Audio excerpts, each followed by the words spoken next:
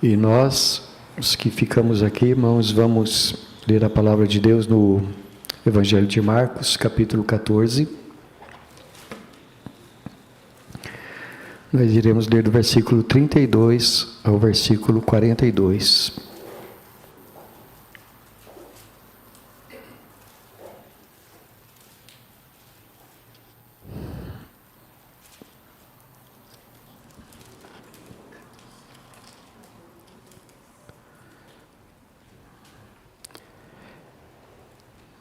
Então foram a um lugar chamado Getsêmani. Ali chegados, disse Jesus a seus discípulos: assentai-vos aqui, enquanto eu vou orar. E levando consigo a Pedro, Tiago e João, começou a sentir-se tomado de pavor e de angústia.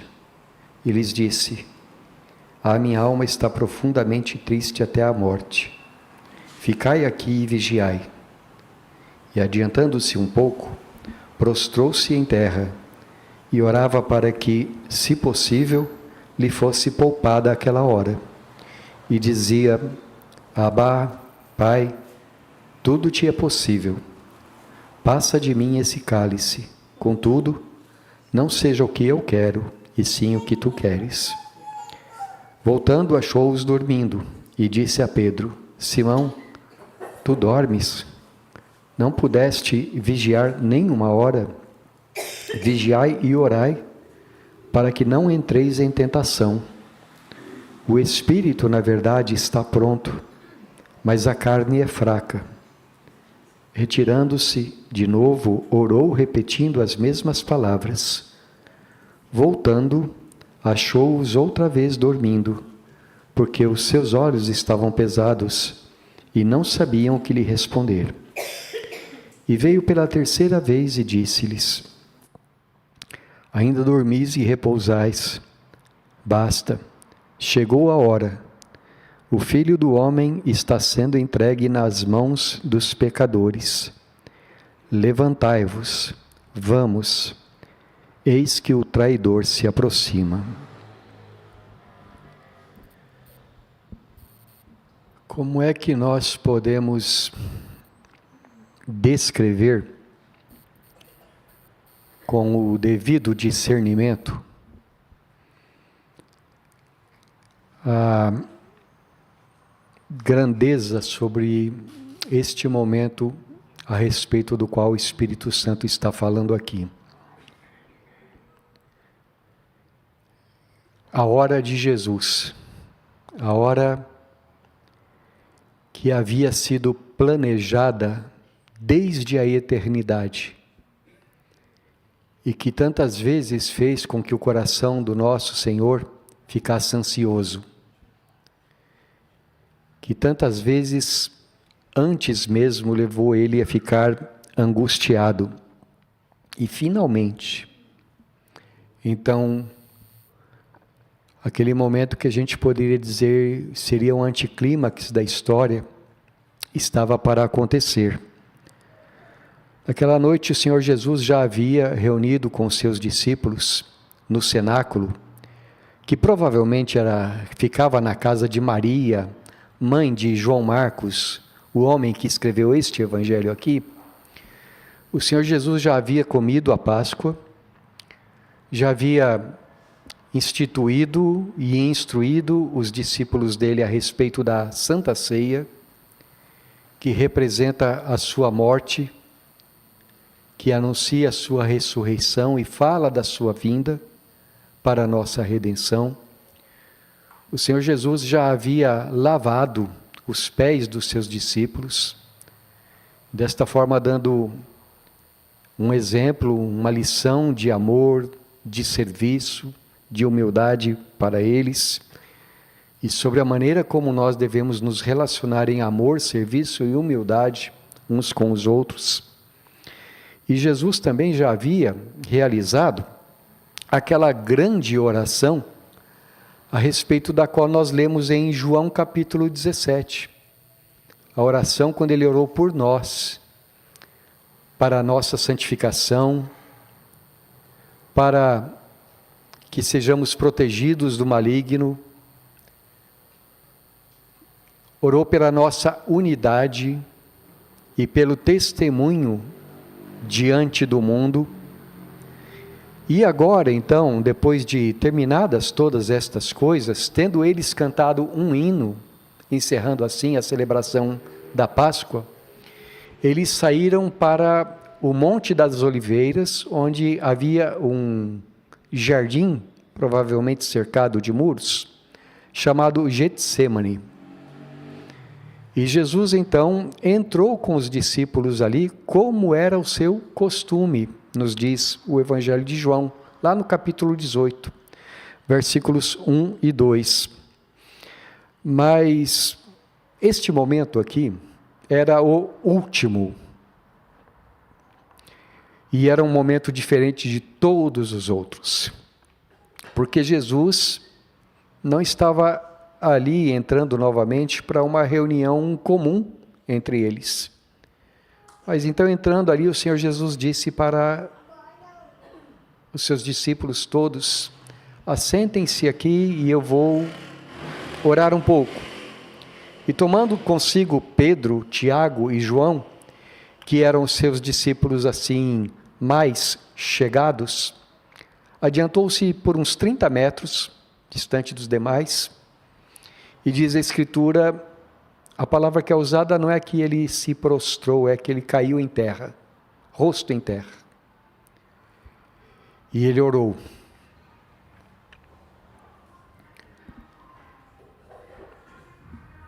Só que agora, Jesus não estava orando por nós. Ele estava orando por si mesmo. E ele disse a Deus: Pai,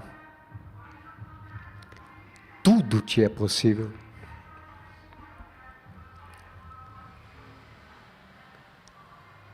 Passa de mim esse cálice.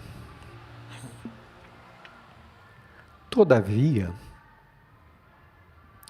não seja feita a minha vontade, e sim a tua.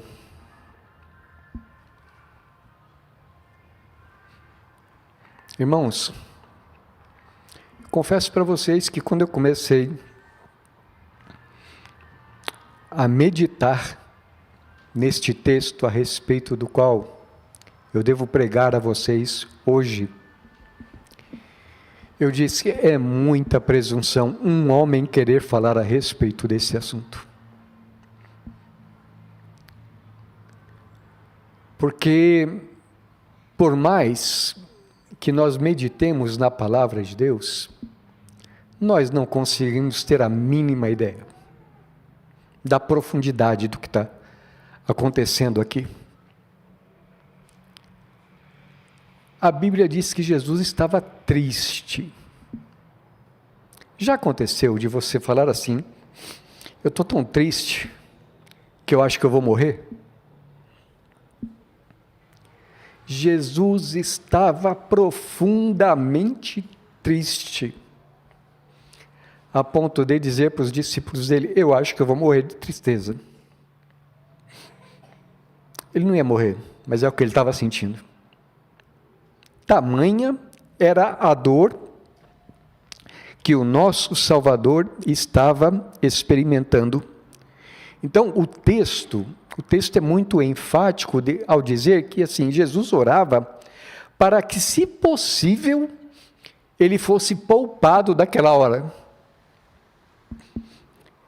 É claro que ele sabia que não era possível, mas ele estava derramando o coração diante do Pai. Ele estava dizendo para o Pai o que ele estava sentindo. Então ele havia falado para os discípulos mais chegados: fiquem aqui e vigiem comigo. Mas os discípulos não vigiaram. E não nos cabe saber o porquê, porque a Escritura não diz, mas ao invés de vigiar, eles adormeceram ali. E Jesus, então, voltando da sua oração, os encontra dormindo e diz: Simão, nem ao menos 1 hora vocês puderam vigiar comigo? E é claro, os discípulos ficaram sem saber o que responder para Jesus.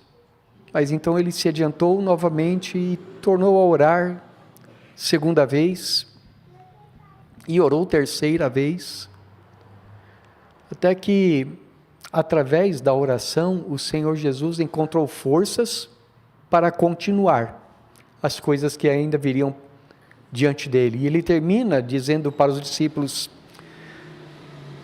vocês estão dormindo, vocês estão repousando, mas levantem-se, porque o traidor está chegando. E aí Jesus saiu daquele lugar, fortalecido no Senhor, para enfrentar tudo que havia de experimentar naquela noite e no dia seguinte.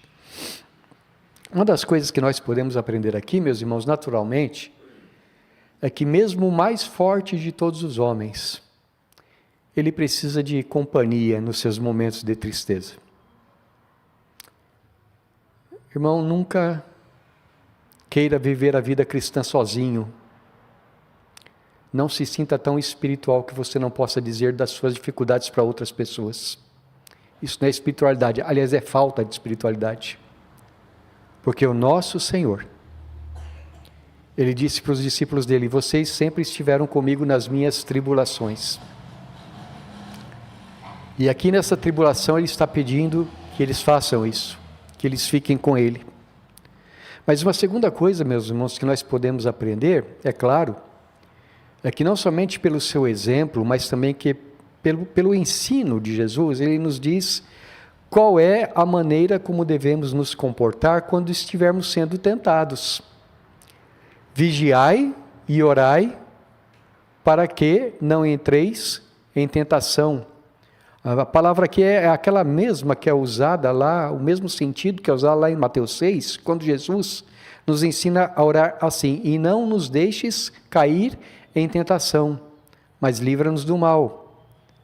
Então Jesus, aqui, Ele está fazendo aquilo que Ele ensinou para os discípulos dele. E Ele aqui está os encorajando a fazer o mesmo sempre. Vigiai e orai para que não entreis em tentação. Mas, meus irmãos, o que eu quero me concentrar com vocês nesta noite não é nem sobre como a gente deve lidar com as nossas tentações, nem com a nossa necessidade de contarmos com os nossos amigos. Mas eu quero convidar os irmãos, ainda que me sentindo muito incapaz de entender a grandeza da glória do nosso Senhor, olhar um pouquinho para Jesus, só um pouquinho. E primeiramente observar o apego que o Senhor Jesus tem para com o seu Deus. Abá, Pai, tudo te é possível.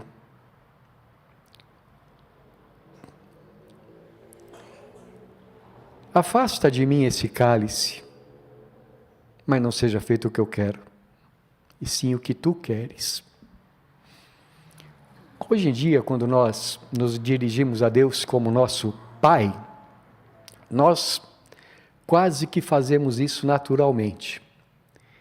E deve ser assim na vida de todo aquele que crê nas Escrituras Sagradas. Se cremos no que a Bíblia diz, sabemos que Deus é o nosso Criador.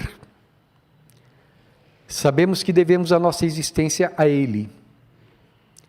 Sabemos que Deus é o nosso provedor, aquele que a cada dia sustenta a nossa respiração e tudo mais na nossa vida. Nós sabemos que Ele sustenta, e não somente sustenta, mas que também, pelo seu Espírito Santo, Ele nos fez nascer de novo.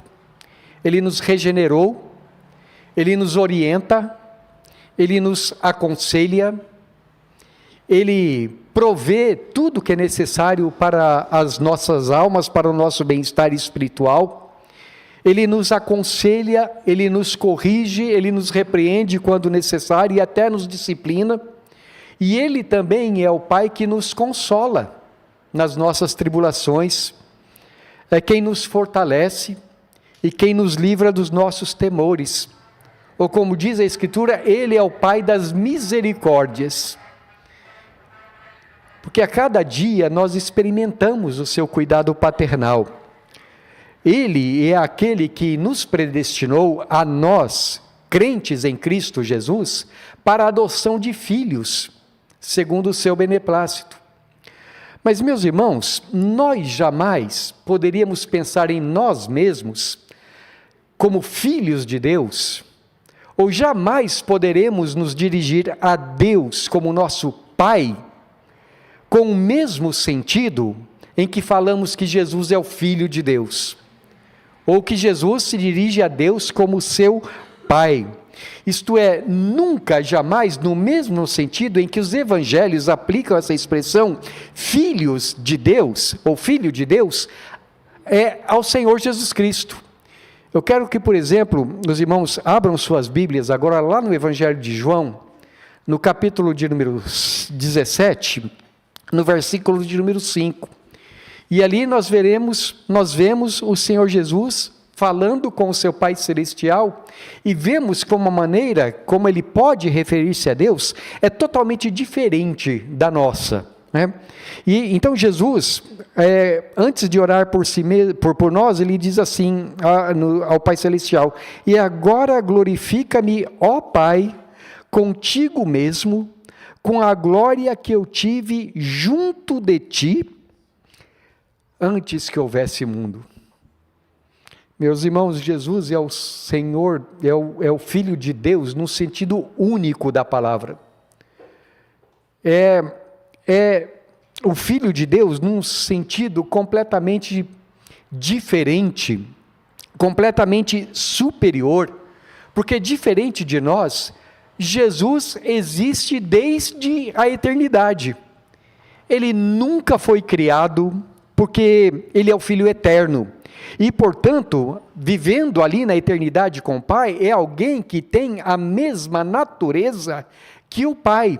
Isto é, o Senhor Jesus é divino. Nele, por Ele, para Ele, foram criados os céus e a terra. E por isso é que diz a carta aos Colossenses, Jesus é o primogênito de toda a criação, isto é aquele que está acima de todas as coisas criadas e ele é o herdeiro de todas as coisas. Agora Jesus diz aqui em João capítulo 17, que ele tinha com o Pai uma glória eterna. Eu não sei, mais uma vez eu não consigo imaginar. O que Jesus está dizendo aqui é que ele e o Pai são inseparáveis, que ele e o Pai juntos trouxeram o mundo à existência, que ele e o Pai juntos sustentam o mundo, iluminam o mundo, e nesta qualidade de Filho eterno de Deus, os propósitos de Jesus, os pensamentos de Jesus, a vontade de Jesus, as suas ações, sempre foram as mesmas que as do Pai. E é por isso que no capítulo 10 aqui de João, versículo de número 30, Jesus diz assim: eu e o Pai somos um. Tudo que nós queremos e tudo que nós fazemos juntos. Há uma unidade de coração. E na proximidade dele com o Pai, uma proximidade que vinha desde a eternidade, era uma proximidade inquebrantável. Eu quero ler outro texto aqui com os irmãos, em João, capítulo 16 agora, versículo de número 32. O Senhor Jesus diz assim para eles, João 16, 32, eis que vem a hora, e já é chegada em que sereis dispersos, cada um para a sua casa, e me deixareis só. Contudo, não estou só, porque o Pai está comigo. Como é que nós poderíamos medir a altura, a largura, a profundidade do amor do Senhor Jesus para com Deus Pai? e o amor do Pai para com o seu Filho. Como é que nós poderíamos entender a grandeza de um amor eterno? Porque esta é uma daquelas coisas, meus irmãos, que excedem toda a capacidade do nosso entendimento. Mas eu peço que você, por favor, só por um momento, e eu peço assim com muito cuidado, coloque-se no lugar de Jesus ali agora, no jardim do Getsemane. Eu peço com muito cuidado, pense no Senhor Jesus, falando com o seu Pai. Como se ele estivesse assim, com os olhos da alma, olhando para os olhos de Deus. E Deus, o Pai, olhando nos olhos de Jesus. Você consegue imaginar quanto amor? Quanta ternura? Eu tenho a impressão de que se Jesus e o seu Pai tivessem corpos,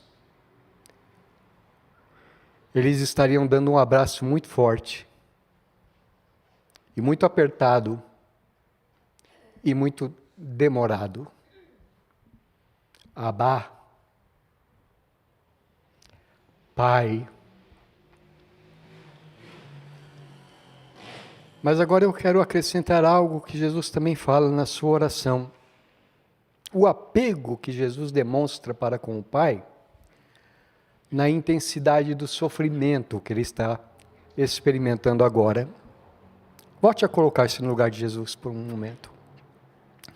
E com os olhos, nos olhos do seu Pai Celestial, diga assim: Abá, Pai, tudo te é possível. Passa de mim esse cálice.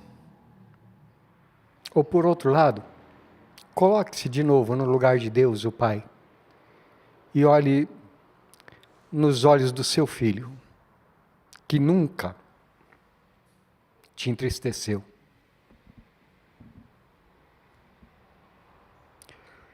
Que nunca te desobedeceu em nada.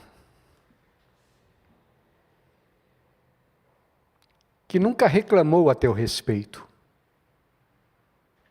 Que nunca disse uma palavra fútil.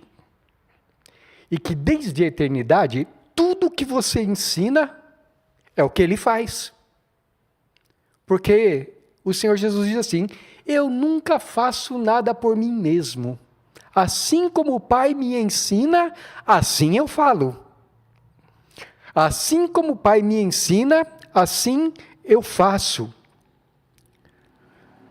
Olhe para os olhos do seu filho que nunca deixou de confiar em você. Que nunca deixou de te amar, de fazer a tua vontade, e vocês sempre fizeram tudo juntos. Sabe aquele pai e aquele filho que sempre gostam de andar juntos? Assim esses dois aqui, desde a eternidade. E o seu filho eterno está olhando nos seus olhos e dizendo: Pai, não há nada que o Senhor possa fazer. Passa de mim esse cálice. E você sabe qual foi a resposta. E você sabe que o filho também não esperava a resposta diferente. É que no meio do seu sofrimento ele está se apegando ao Pai. Ele está derramando o coração na presença do Senhor Deus. O que você sentiria se você fosse o pai nesta hora? E conforme eu entendo, meus irmãos, aqui está a causa suprema do sofrimento do Senhor Jesus. Não foi porque ele estava com medo da morte, dos sofrimentos físicos na cruz. Sim, é verdade que nós já lemos lá mesmo aqui no Evangelho de Marcos, nós já havíamos lido que, certa ocasião, aqueles discípulos vaidosos, Tiago e João, quando pediram a Jesus para sentarem-se um à direita, outro à esquerda no reino, o Senhor Jesus disse: vocês estão dispostos a beber o mesmo cálice que eu? E eles disseram sim. E Jesus falou: vocês beberão. Isto é, os sofrimentos físicos pelos quais Jesus passaria, eles passariam depois também, porque eles seriam perseguidos, eles seriam mortos por causa do Evangelho. Mas, meus irmãos, nós precisamos enfatizar: o cálice que Jesus iria beber ia muito além dessas coisas meramente físicas, porque no dia seguinte, Jesus sabia disso, ele iria orar assim: Deus meu, por que me desamparaste? Jesus Cristo levaria, meus irmãos, ali na cruz, todo o castigo da santa ira divina que nós merecíamos. Jesus iria ali na cruz levar sobre si, ele iria sofrer, ele iria padecer o inferno por nossa causa. Tudo aquilo que nós merecíamos sofrer na eternidade, para sempre, Jesus iria sofrer no nosso lugar. E tudo que ele mais queria era não ser separado do seu Pai. Porque para Jesus, sofrer a ira de Deus por um momento era o inferno. O Senhor Jesus iria levar o escárnio que nós deveríamos experimentar. As forças espirituais do mal rindo dele e diriam assim: tu não és o Filho de Deus? Nós, meus irmãos, costumamos falar que, diante de Deus, uma mentirinha tem tanto peso quanto um assassinato. Costumamos falar que faltar na igreja aos domingos é um pecado tão sério quanto um adultério. E neste sentido, meus irmãos, é verdade, porque bastou um pecado para que entrasse no mundo a morte, para que nós fôssemos separados de Deus. E é verdade, mas nós costumamos fazer isso, e me perdoe a maneira que eu vou me expressar, parece que a gente quase bate no peito porque nós temos uma boa teologia, né? E nós dizemos assim: um pecado, um pecadinho diante de Deus é tão sério quanto um pecador, um pecadão. Mas, meus irmãos, como nós somos hipócritas, porque mesmo sabendo disto, nós não temos temor de cometer certos pecadinhos. Pequenas mentiras, é só uma mentirinha. Pequenas zombarias, pequenos atos falhos, idolatria do próprio ego, vaidades, não é? A gente não se importa em cometer pecadinhos. Mas você entende que uma mentirinha só, sua, seria suficiente para colocar Jesus no inferno? Que ele sofreu o inferno por tua causa? Por causa dos seus pecadinhos? Das suas negligenciazinhas?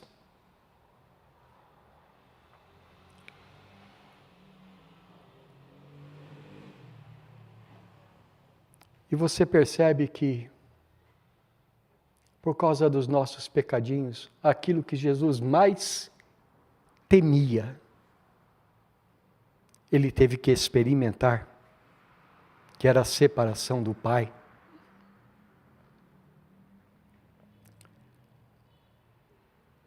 Pai, tudo te é possível. Afasta de mim esse cálice. Mas, meus irmãos, Jesus não termina assim a sua oração. O apego de Jesus a Deus a gente vê também se manifestando na sua submissão a Deus. Porque se de um lado Jesus não queria ser afastado do Pai, por outro lado ele queria cumprir a vontade do Pai. Então ele diz, Senhor, contudo, não seja o que eu quero, mas o que tu queres. Em última instância, a vontade de Jesus é que fosse feita a vontade de Deus. E é isso que ele pede. Jesus se entrega não apenas por resignação, isto é, Jesus se entrega não apenas porque não tem jeito, porque não tem outro caminho. Não. Jesus se entrega porque é o que ele quer também. Você deve se lembrar, lá em Mateus capítulo 26, quando chegam os bandidos para prender Jesus, e Pedro então desembainha a espada e corta a orelha de Malco, um servo do sumo sacerdote, Jesus diz assim, não faça isso, Pedro. Você não sabe que quem com a espada fere, com a espada será ferido? E você não sabe que se eu quisesse, eu poderia chamar ou pedir, e o meu Pai enviaria 12 legiões de anjos para me socorrer? Jesus não quis pedir isso a Deus. O que Jesus quis e pediu é, faça-se a tua vontade. E meus irmãos, o Espírito Santo comentando a respeito disso, lá na carta aos Hebreus, diz que Jesus foi atendido. Eu quero que você, por favor, abra agora lá em Hebreus capítulo 5. Nós iremos ler os versículos 7 ao versículo 9.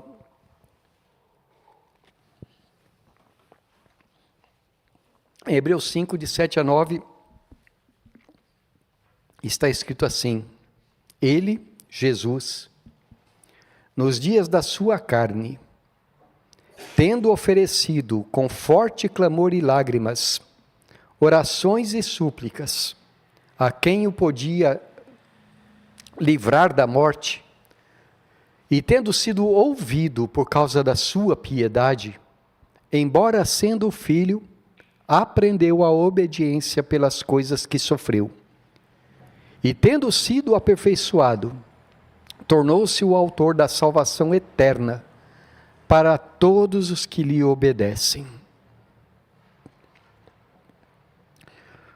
Nosso Senhor, irmãos, não precisou ser aperfeiçoado no sentido de que antes ele não era perfeito e agora estava sendo aperfeiçoado.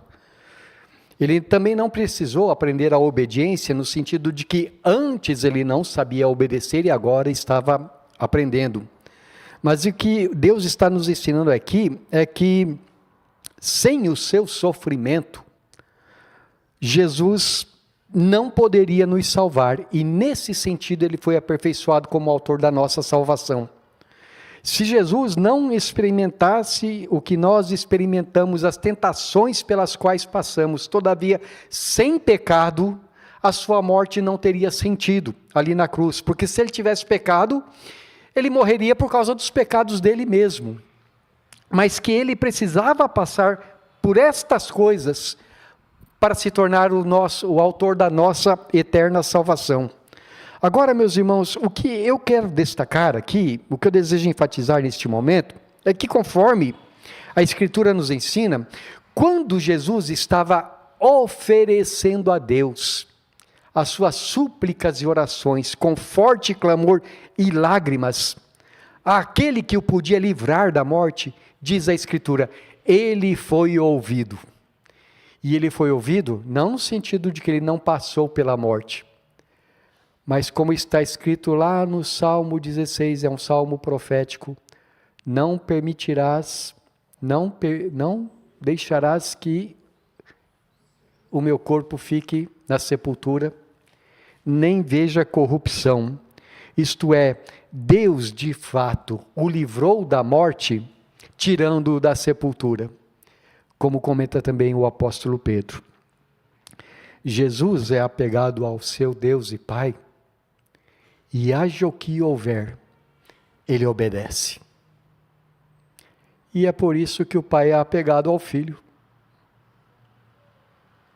Quem é que não gostaria de ter um filho assim? Eu quero encerrar a nossa meditação, meus irmãos, de hoje, citando o Salmo de número 95, versículos 14 e 15. Eu vejo na descrição desses versículos, eu vejo uma descrição perfeita desta hora em que Jesus está ali no Getsemane e a promessa do Pai para ele. Salmo 95, 14 e 15 está escrito assim. Perdão, 91, meus irmãos.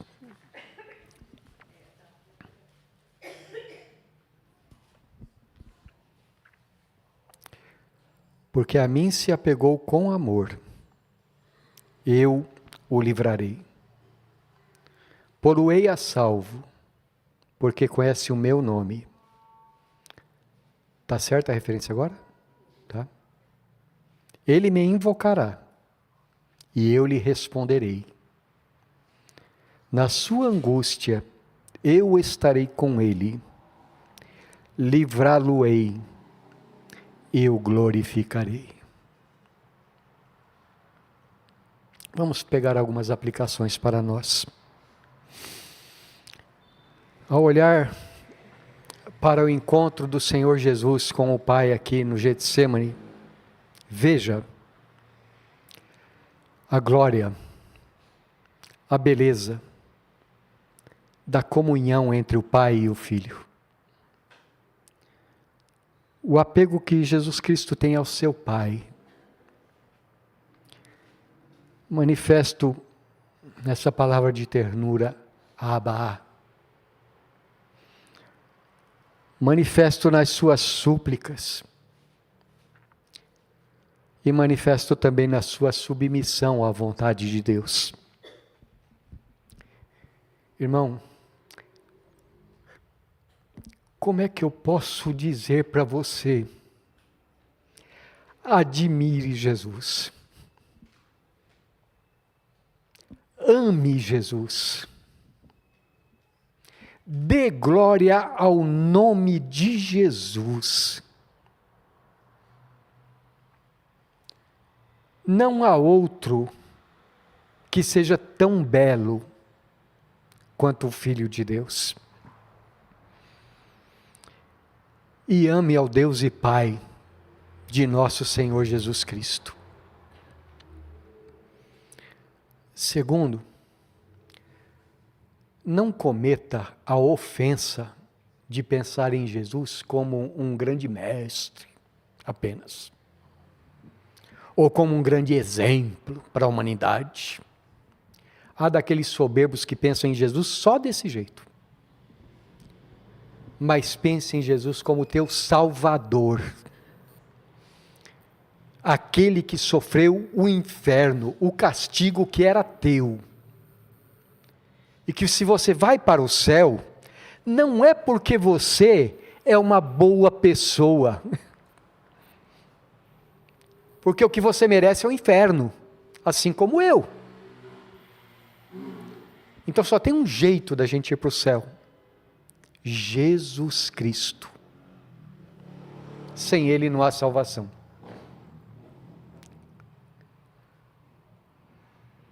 Terceiro, pense nos instrumentos, ou melhor, nos sofrimentos de Jesus, como instrumentos para a tua santificação, como estímulos, melhor dizendo, para a tua santificação.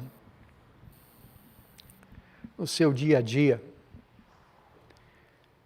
Não pense que os teus pecadinhos não têm importância. Não pense que você pode, isso aqui não é nada. Se você fosse uma pessoa muito boa e tivesse um pecadinho só, olha o estrago que um pecadinho só fez na alma de Jesus. Não despreze o sangue de Jesus. Não pise. Não pense que você pode ser uma pessoa relaxada espiritualmente. A tua salvação custou muito. A tua santificação custou muito. Não menospreze a comunhão que você pode ter com Deus e que custou tanto. Que este momento aqui, ao contemplar a glória de Jesus, estimule você a ser uma pessoa melhor,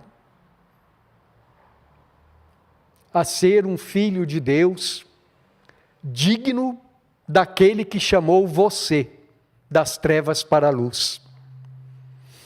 Tenha nojo do pecado, tenha raiva do pecado, tenha vergonha do pecado. Quarto, entenda a largura, a altura, a profundidade do amor de Deus por você. Jamais pense que o amor de Deus por você é pequeno. Não pense que se você sofre, que se você não tem dinheiro, que se você tem problemas de saúde, é que Deus não te ama. Porque Deus prova o seu amor para conosco pelo fato de haver Cristo morrido em nosso lugar, sendo nós ainda pecadores. Eu quero te fazer um pedido. Na sua mente, faça agora uma lista dos seus pecados. Não precisa ser de todos, não. Mas faça uma lista dos seus pecados de estimação. Daqueles que você não quer abandonar. Daqueles que você tem dado mamadeira para eles, alimentado eles.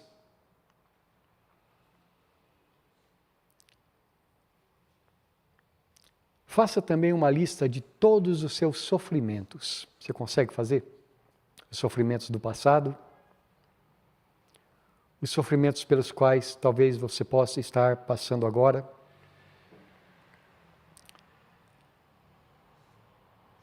Agora tome tudo isso e coloque numa balança, num prato da balança. Acho que você fez assim, né? Agora no outro prato, por favor, coloque os sofrimentos de Jesus por você. Dá para equilibrar? Não dá para comparar.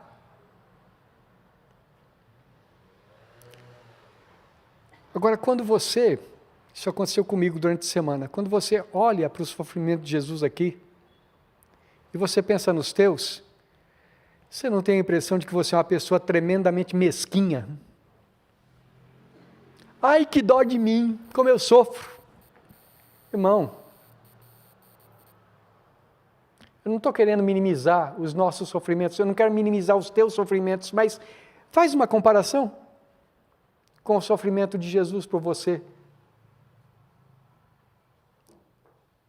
Então não ofenda a Deus dizendo que Ele não te ama se você não tiver dinheiro. Porque o amor de Deus não é medido em moedas de prata. O amor de Deus não é medido em carro, casa, posição nesse mundo. O amor de Deus é medido por aquilo que Ele fez na cruz por nós. Não seja dessas pessoas tolas e imundas que acreditam nesse evangelho do diabo, que diz que se você é filho do rei, você tem que ter as coisas materiais. Você não precisa não, irmão. Em nome de Jesus, você não precisa. O Pai dá tudo o que você precisa. E sabe qual foi a tua maior necessidade? O tamanho do amor dele por você? Ele deu seu filho por você. Saiba que os teus sofrimentos não devem ser o centro da tua vida. Não é em torno disso que a tua vida gira. O centro da tua vida é Jesus. É para Ele que você deve viver. É a Ele que você deve glorificar. É a Ele que você deve honrar. E então, para encerrarmos a nossa meditação, dê glória ao Pai, dê glória ao Filho, dê glória ao Espírito Santo. Amém.